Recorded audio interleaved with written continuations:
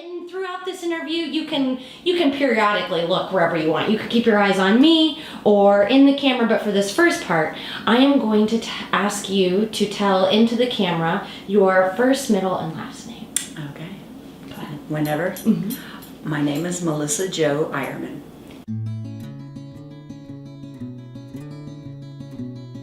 And when were you born?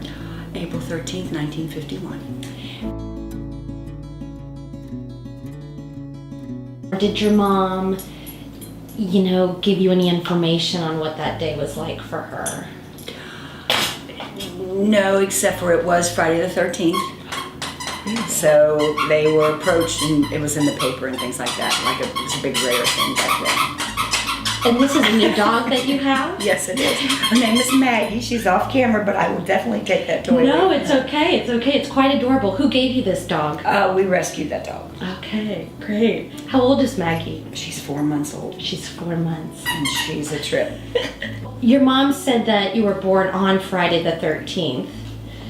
Was there anything, was it an easy day for her? Well, I do not know anything. She didn't share anything. All I know is that back then, we're talking 67 years ago, they were knocked out and woke up like a day later and found out they had a baby. Really? That's pretty much how it went. And then they laid in bed, I think sometimes it was up to a week. Wow. Compared to today, 67 years later, it's just totally polar opposites, yeah. Yeah. So yeah. Okay. So yeah, nothing real momentous. She never really shared anything about it. What's your favorite color? Blue. Any kind of shade of blue? More dark, maybe. Dark navy blue. What's your favorite color to wear? Oh, I'm known for black and white and sometimes gray. Classic. No color. Classic though. Those are No color. Those are good all seasonal colors. Oh wow, if you had the ability, what sporting event would you want to participate in the Olympics? I'm going to tell you the first thing that came to my mind. I always thought it was so intriguing, pole vaulting. Ooh. I just think that was just, I don't know. You have never guessed that one, would you? I don't know but why. It was intrigued as a little kid. I thought, oh my God, take that pole. Great. That's the most fascinating answer I think I've gotten in this series yet. It was the first thing that came to my head as far as what it was. Great, okay. Who do you look up to when you were young? Who did you look up to when you were younger? My sister, without a doubt. Is she older? She was 8 years older, Okay. so it was a big gap difference. Yeah. Not that we always got along real well because of, the big age, but I did always look up to her. She always did the right things. She always did the right thing. She still does, yeah, to this day. Okay. What's her first name? Martha. Okay. Does Martha live around this area? Martha lives winter in Florida and summer up in Minnesota, Oh, lovely. where she raised her kids most of the time.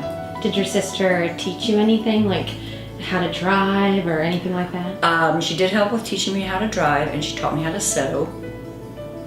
And then we all wound up just schmoozing right into crafting. That just kind of followed suit. So. Good. Okay. Next question. Yeah. When did you know you were ready to have kids? I didn't. I mean, it wasn't planned. Sarah was not planned. I was married. I wanted to, but it wasn't like, oh, I'm ready. Yeah. I don't think some people I guess nowadays, you guys all plan more, but it just happened and I was thrilled and it all went from there. So even though you didn't quite feel ready per se, when you did find out that you were pregnant, you were happy. Oh, absolutely. Joyful. What was that day like when you finally did have your first child? Oh, wonderful. It was a miracle. It's a miracle. No matter, I'm sure people who have 8 and 10 kids say that every time. Because you just can't believe it. You wait and you wait and you wait, go through all that stuff, and then it's like, oh my God, it all just, any pain or uncomfortable, any of that's all just washes away in the instant you see your baby. And was it an easy pregnancy the first time? Yes. I went natural both times. Wow. And Sarah the doctor, he had to come, he literally it was back, I mean, this was a cold hospital. It wasn't anything like Meredith's, but Sarah's was like this cold old hospital in Covington, St. E's, and just cold. That's the biggest thing. And so I went in this like operating room, which just was, and I kept telling him, he kept telling me to, do that, hold that, and I said, I am not able to hold her in much longer. And I was laying there, and I said, you better get over here. And he really, literally came over and was able to get her. Wow. That's how she came. And how Anxious. about Meredith? Meredith was, I gained so much weight with Meredith, and she was so big. She was almost 10 pounds. He had her natural as well. And it was a little bit of a struggle. And then some lady actually came in, and I was holding my knees like this. Mm-hmm. And everybody's around, and I'm trying to push and not push and all that stuff. And then some little lady, some little nurse came in and said, no. She goes, put your hands back here behind your knees. And then it happened. Behind So, your knees. where was she? An hour ago. Yeah. Hardest thing about being a mom, what's the best thing? Well, the best thing is just all of it. You're happy to see when they achieve things. You're happy to be there when things aren't good. You want them to come to you, always. You know that, you go to your mom. The worst thing is when you see him doing stuff that you know that from your own experience or that you just know it's not right. You can't get that through them. We all know that. Everybody does it. All you can hope is that what you did teach them comes out on the other end to be okay. Because they're gonna make mistakes and do things, but it's just hard to see them go through it. How do you have the patience, perhaps, to sit back and let them take? Because that's easy, because they just fight you. So I mean, it's just useless to do that. Once you try, Yeah. and then when you know they're not going to budge or they listen to their friends or they're going to go with the guy or whatever, I'll just meet you on the other end. What would you have told your 10-year-old self? Knowing everything that you've now known. Oh, jeez, sit tight, sister. Learn what you can. And be more patient and be more inquisitive. I was not as inquisitive as I should have been. Okay. As a young kid, I really wasn't. When you're a little kid, you always want to be older. You always want to be older. Mm-hmm. When you're young, you want to be 16 and drive. When you're 16, you want to be 21 to drink, and just all those things. What about when you were 30? Oh gosh. Oh, that was a crazy time. Me 30. Go back to school. I had the perfect opportunity to do it, and I didn't. I always swore I would, and I didn't. Again, just think more. I'm not an analytical person. I wish I was. But, to think more, just to think things through better. Mm-hmm. It's kind of a fly by the seat of my pants kind of person. You're right. What was your first year of motherhood like for you? Again, delightful. I was married to my first husband, and we were quite poor. But still, I did a lot of things. I sewed. I just did everything. Whatever I could manage to do on little money, I did. Mm. And had a good time doing it. Great.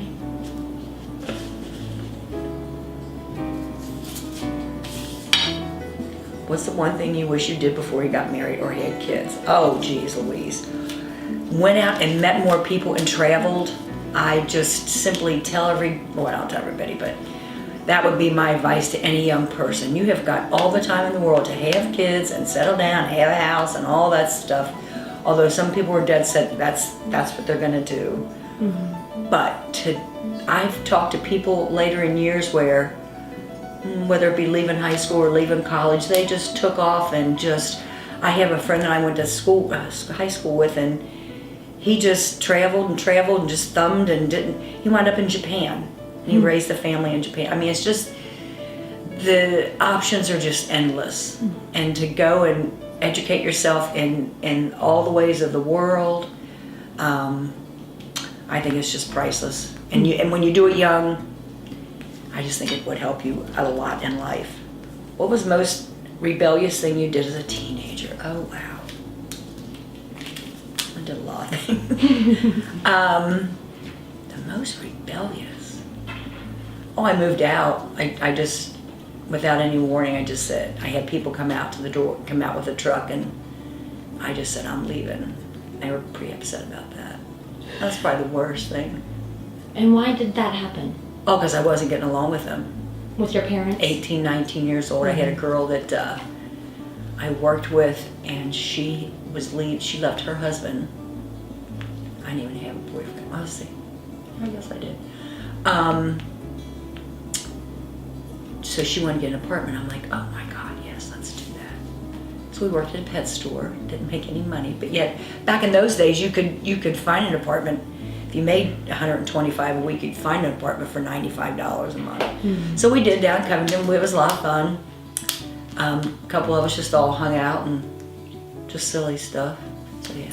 And what did that experience teach you? Just moving out, being on your own? Well, that taught me a lot, to be able to like budget my money, because I was never, just always like whatever I had, I was never guided to like really budget any money or anything. It's another big thing you can instill in your kids. But I learned that I could do it, and it was all okay. And I went on to get another apartment on my own. So yeah. Great. What's the one song or album that means the most to you? Oh wow. The Beatles in my life, for sure. It's my favorite song. It just talks about the same kind of deal. When you're older, I have friends from high school that I may not see but we just always, this was just a good town to grow up in, because it was very Mayberry-like. It really was. And I can still see friends where we can pick up where we left off if I hadn't seen them for 20 years. And that's what that song's about. It's like, I'm older, I'm totally fine with my life. I love, who I'm in love with, but I still have really love feelings for all the people that I've known before, dead or alive. Good. So yeah, that's definitely my favorite song. You knew it had to be a Beatles song.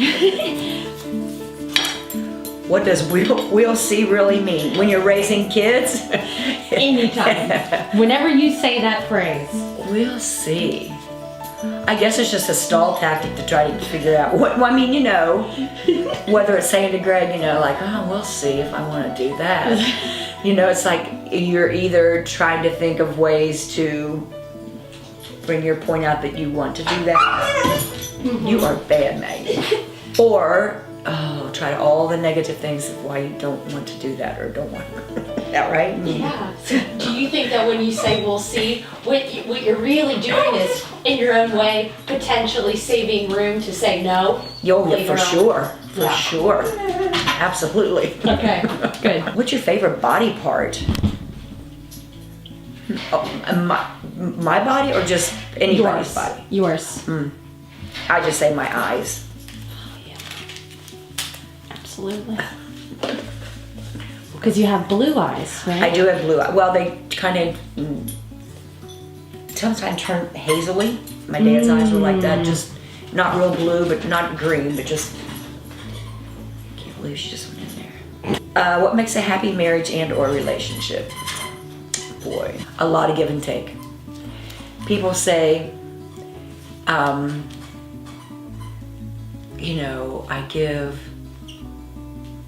don't know, you have to give 100%, whether you like it or not. Mm-hmm.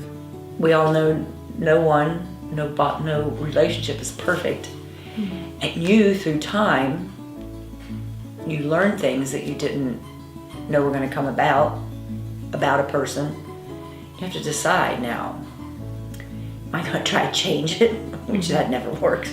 Usually unless it's something really bad, but just usually never works. Or can I live with it? Or can I curtail my things around it?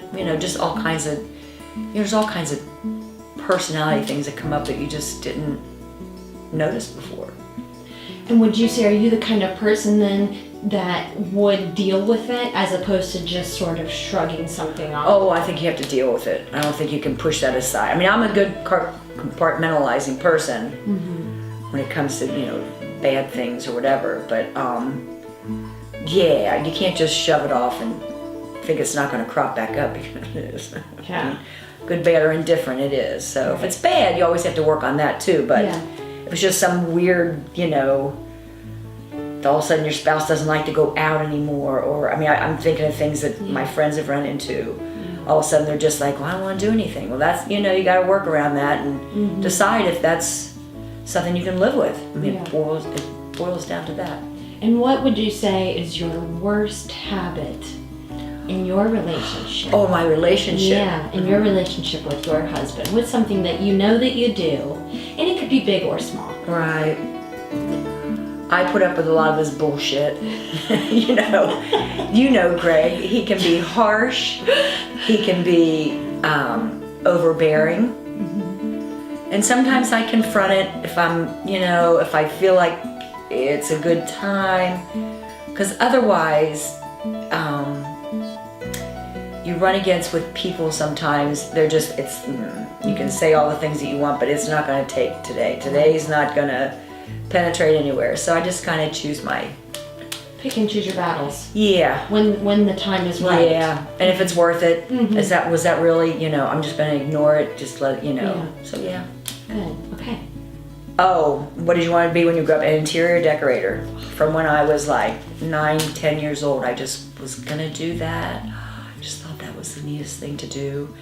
I'd see different places like over in Cincinnati. I'd just like look at, the building and be like, oh, I just want to do that someday. I think that's always been my favorite thing about coming to your all's house is your decoration, your decor. Oh, thank you. It's always slightly Kind of different. eclectic. It is, but it's like a cool, modern. Everything has a purpose in your house. It's always That is, been like and things from when we've traveled, we do try to do that. And to be funny, my sister did turn out to be. She went to school to be an interior decorator. Her husband, through the years when she was probably in her 40s, had never gone to college. And her husband really said, why don't you just... And she did. Raising 2 kids, she did it, and she chose that, and she became... she never really used it much, but she still had a degree, became an interior decorator. Oh God, if you could pick one size bra, what would it be? Oh my God. 32B.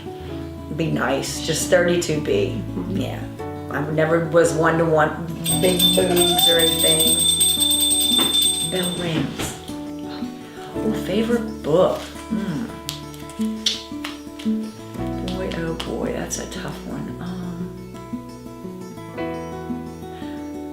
I guess I'd have to go back. And you know what? The name of the book just slipped my mind. Hold on a second. What's the book about the rabbits? Watership Down. Oh my goodness, Watership Down. You can edit that stupidness out there. Watership Down. It was a book about rabbits, and it's hard to explain, but it was their take on people. It was like, need to take a look at ourselves. That kind of thing.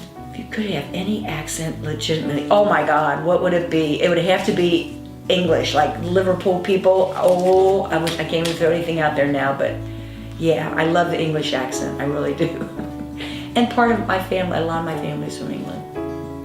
FYI. But I love the Beatles accents.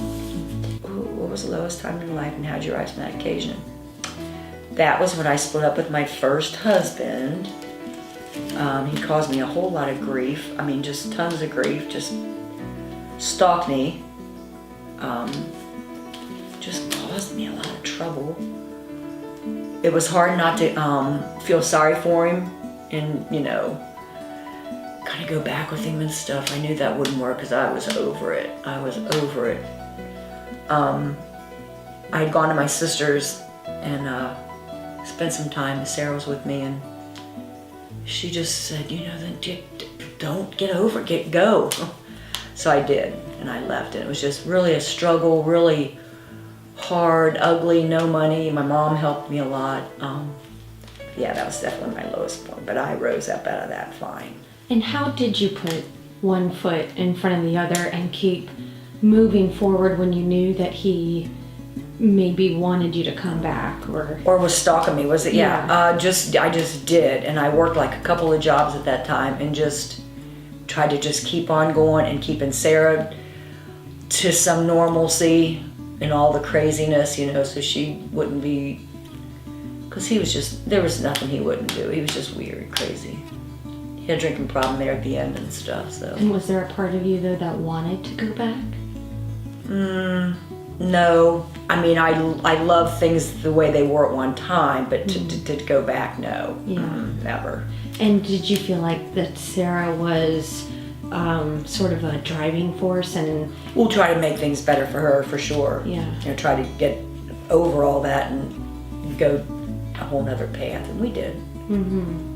And what would you say to someone else who maybe is in a relationship with someone that maybe isn't healthy and they should maybe move forward? What advice would you give them, even if they didn't have a kid? Right. You have to, I guess a lot of it's self-respect and saying to yourself, and just looking around and say, this is not, it's not right. I mean, it's not right. So you've just got to look from the outside and say, look at yourself, I mean, my self-esteem was just down the tube. But I don't know. I went out and met people. I got, several jobs and just did what I could just to, get us to be able to live okay and not be bothered by his ugliness, Yeah. And when did you meet Craig? Soon after that, I met him actually before I was divorced. I was working one of my jobs was working in Covington, my brother's bar, a little neighborhood bar. He served food and everything. And I just met him one night, but he, said, and I, said I was getting a divorce and stuff. And he said, well, I'll see you when you get a divorce. He was, So, I went and had to do my things, and, took a while. And then he found out that I was, and he came around. The rest is history. I tell you, one of the things that always stood out with me with Greg was his work ethic. He was just such a hard worker, not only at his job, but he was just a hard worker. You could just tell. I mean, he was just, in everything. His dad's shop, just everything. His apartment. He was just not a slouch, and my ex-husband was kind of I'll get a job, or that kind of thing. And Greg was just always such good work ethic and good standards and just a good person. Just, he was raised right. Even though he had a hard time in his life, but he was raised right.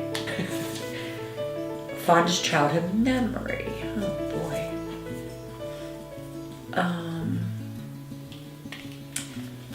That's a tough one, Elizabeth. How far back do you go? As far as you need. Geesh, that's a stumper. That's the first time you've stumped me today. I didn't have the best childhood. I'll just throw that in there for my own sake because our parents were kind of crazy. But I don't know about the best one, but my best memories are from vacations. We always took a vacation and went places, and I've always loved to travel. It's one of my very favorite things to do. There's a lot of people, a lot of things to see out there.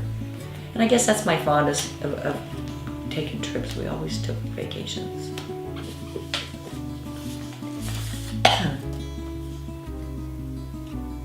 What would you go back and do that you didn't have the courage to do the first time? Back when I graduated from high school, I was with a guy that went into the service, and he went to Vietnam and stuff.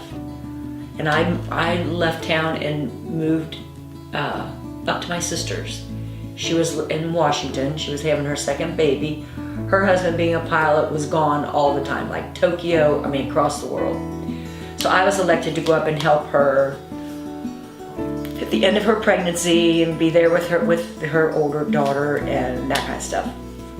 And I really wish I would either, because I was going to go to art school. That was the plan when I went up there. For whatever reason, it didn't happen. I also could have had the opportunity to be a flight attendant, which was quite a good job back then. I didn't do either one. I didn't go to art school, and I didn't pursue, want to be a flight attendant. And I knew a lot of people from my sister and brother-in-law that were, and it was always like, well, you could do it. And I don't know why I didn't do either, but I didn't. Those are my regrets. That's why I say you have to do stuff when you're young, because when you're older, it's just not gonna happen. Oh, best advice my mom ever gave me. She wasn't a real big advice giver, I'll tell you. Like, be a good person and treat people right. Not just to be a good person, I guess, was her best advice. And you feel like she didn't give you very good advice? She didn't give me a lot of advice. I didn't feel like whenever I felt like she was even halfway guiding me, it was because of some turmoil. Because, I had done something, I had skipped school, or I had, it wasn't a long advice as you're going along. It was just always like, well, yeah, it shouldn't be, that kind of thing. Yeah. I guess best I can explain it. Yeah, perfect. Oh, we're getting slim. Oh boy.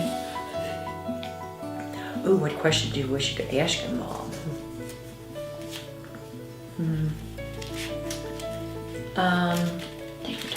I would probably be curious about her and my dad, because they were kind of a funny match. All three of us kids would agree that they were really a mismatch. They really, Mom was one, this one kind of really strong personality, and Dad was this whole other, and oh, I'm so sorry. It's good, it's okay. This is all good stuff. But yeah, I'd probably be curious about their relationship. I would probably ask more about that. What was the best trip you've ever taken? Ooh, I've taken a few. I know. Maggie, best one. I guess I'll go with my first trip to Europe. We were, there was two of us couples, and a friend of ours, he was a Navy SEAL, and he was in Spain. And he came home one Christmas and said, I've got this big house, blah, blah. And we all went. It was just an experience. I had never been out of other than like Canada or Mexico, I'd never been out of the country. And it was just the best experience, because the trip was just wonderful. Everything was fun, not a problem. And we just learned a lot and saw a lot, and I got hooked. It's like, I want to go to any country I can, because there's so much to learn. I mean, there's just a lot of people who don't travel. I don't mean to be patronizing, but they just don't realize how other people in other parts of the world are. Mm-hmm. It's an eye-opener. It's wild. Favorite flower? I've always said daisies, Gerber daisies. Mm-hmm. They're pretty good, but I love so many flowers. Flowers are my best favorite thing. Biggest fear? Well, you always have the fear that something going to happen to your kids. Kids get killed, people bury their children all the time, people's kids get sick. That's probably, I don't know how I would ever, get morbid, but bury one of your children, it's probably, or grandchildren. Mm. I don't know how people make it out to the other side, but I've got several friends that have done it. Yeah. It's a doozy. But that's probably my biggest fear, if something happened to my kids. What advice would you give to your daughters now, as they are now mothers, or so most mothers? Yeah. As much as you can without, letting them take it and stuff and run with it, but to be pretty honest and just use some common sense in raising your kids, instead of just buy the books, or just honesty is the big thing. And I've not been totally honest with them all my life, but I tried. I tried a lot of ways, mm-hmm. telling them things and not, making things better than they were, or just, yeah, honesty is biggie.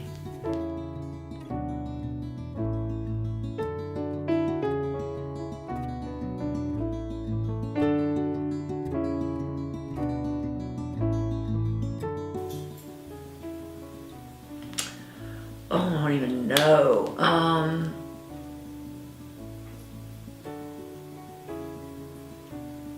don't even know, Elizabeth.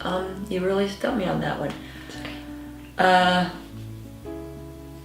I'd probably want to square some things away with her. Some things that really bothered me a lot in life. If, you know, if that were the, you know, situation, I probably would. I regret not saying some things to her. Yeah. Challenge her on some things that, you know, I didn't think were right. And we all three did that. None of us really ever called her out on things that we probably should have. Is there anything that you would thank her for? Oh yeah, she was always there to help me. I mean, she never, ever, ever, and I needed help several times in my life, and she was always there. Always there to help me, give me anything she had, or, you know, no questions. She just was always there to help me.